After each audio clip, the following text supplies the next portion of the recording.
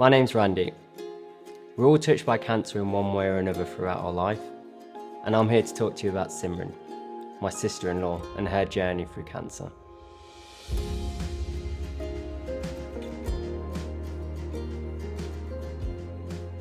I actually found out about Simran's cancer 2 days after I arrived back from Minimoon.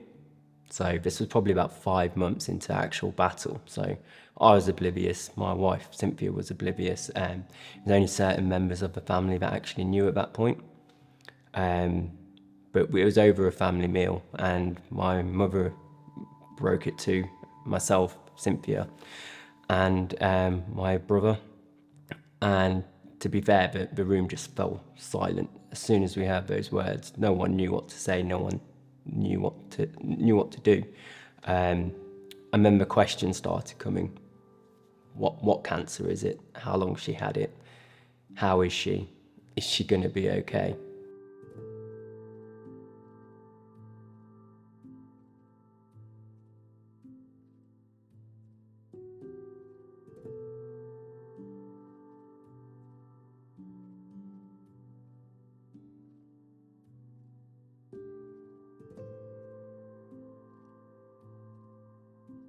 I guess those questions need to be asked.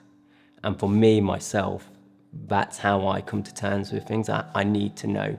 I need to know the what's, the ifs, the hows, in order for myself to process it and to understand what journey is ahead when it comes to Simran's journey through cancer. One of the biggest questions, it will never be answered, and that's purely around why her. Why could someone that's so nice and loving and has already been through so much in her life, how does she deserve to have this additional struggle? Like I said, the biggest question is why her, and is there really a God? And if there is a God, why would he impose this on Simran? So the first time I spoke to her was literally the evening that we were told. She FaceTimed my brother Aaron, and she was in bits. She was obviously clearly in pain. She was crying down the phone. She was wondering if she could see it through, which to hear from someone so close to you is really painful. It's gut-wrenching, in fact.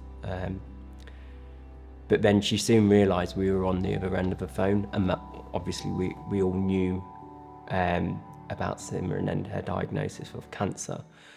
And I don't know how she did it. She managed to pull her tears back in and managed to put on a brave face. And I guess that was from talking to her rather than just keeping quiet and letting her talk.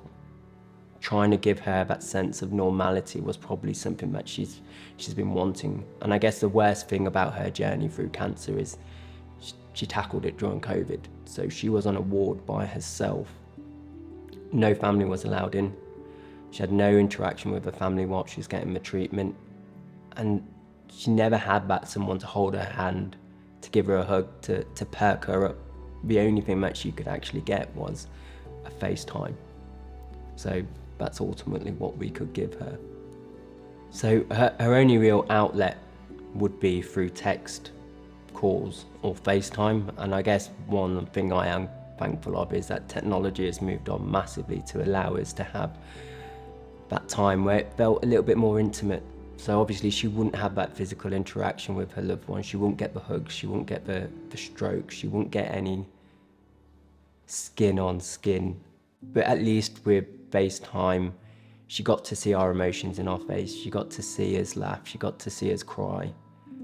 And I guess, well, I hope it will give her a little bit of strength to keep going and to keep fighting, which I think she did to the very end. What's worth noting is that Simran ultimately got cancer because of her liver transplant. It's one of the side effects of having a liver transplant. So lymphoma typically happens between 6 and 12 months after a liver transplant, but hers came 3.5 years, 4 years after. You are going to have those lows, and rightly so. You deserve to have those lows. it's not a hunky-dory situation you can be in.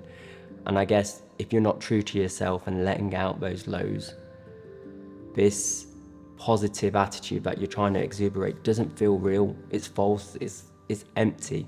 So I think a lot of your family members and yourself will see through it, and it'll obviously cause a lot of issues internally. I guess I didn't go into the extent of how low I was feeling when I was talking to Simran, mainly because I didn't want to put a dampener on her mood and make her feel that she needed to support me when really I'm there to be supporting her. I was vocal with family of how I was feeling, but I guess when I did talk to her, I did talk openly and honestly about how hard this journey is going to be. And I guess me being open and honest and saying, well, this is just another hurdle in your life. You've had to jump over so many hurdles previously in your life. It's just going to help define you as a person, and this will just be a hurdle that you look back at as something I've conquered. And I guess me talking to her and giving her the confidence that she can overcome this hurdle, like she has done with so many others, I think it helped her. For me, this is how I've come to terms and how I've learnt to accept Simran's death. She would have died at 13 if she had not received the liver transplant. Yes, she got cancer from the transplant, but after she receiving the transplant, she managed to find love, and she had 5 of the best years of her life after receiving that liver transplant, and she found true love in Aaron. Lymphoma is cancer of the lymph nodes, and you have loads of them throughout your body, and they're attached to organs, and it's stage 4 because it's spread, not necessarily because of how harsh it is. So there was hope that she was going to get better, and we all believed it deep down. We all believed that she was going to get better, and the way that she was talking to us, it was a light of energy. So if she believed it, we needed to believe it. And in all honesty, I did believe it myself, because I knew how strong and how much of a fighter she was. But it got to her 6th chemo session, and that's when we really knew that things were on the downhill from there. She did 3 chemo sessions, and she actually came to my wedding 2 weeks after receiving one of those chemo sessions. And in hindsight, I knew she wasn't well, but I thought that was liver related. I never made a connection as to there's something else. And looking back, for her to brave out going to that wedding, considering that her immune system is already low, although the doctors did give her the thumbs up to go, that's incredibly strong.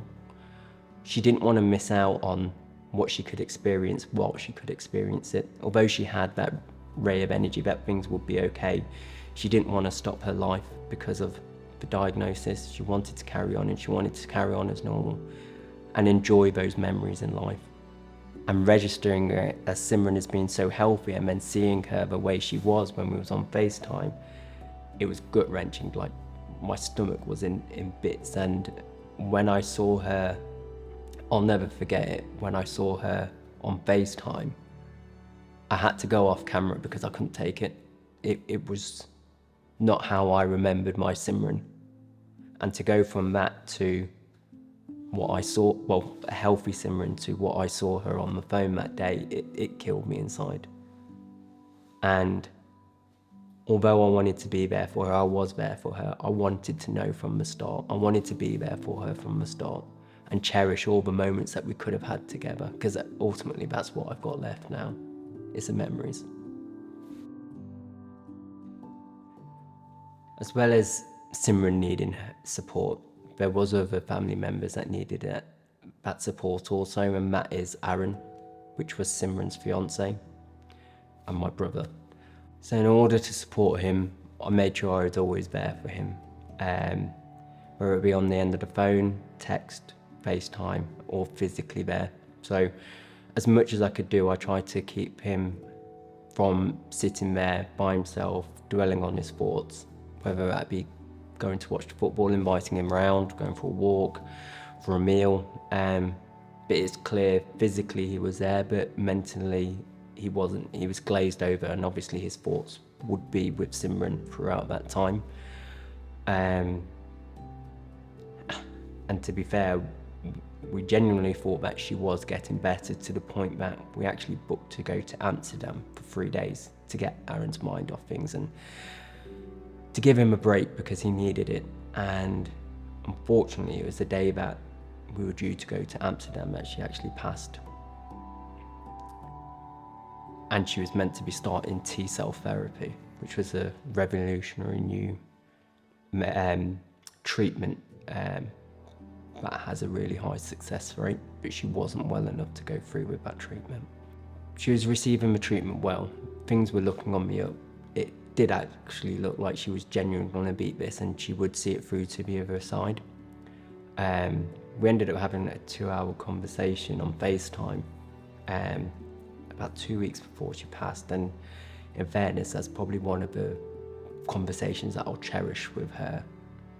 And I guess selfishly, it was acceptance for myself, that acceptance that she knew that we loved her and that she equally loved us back, and that she was thankful that we were there for her throughout her struggles. And selfishly as it sounds, that helps me come to terms with her death, knowing that she didn't feel alone, knowing that she knew people was there with her and was fighting this from the outside.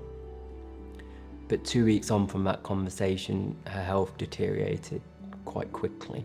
But 2 weeks on, she still wasn't getting better, and there was light at the end of the tunnel, and she was going to receive some new treatment. But unfortunately, she passed away on the day that she was due to receive that treatment.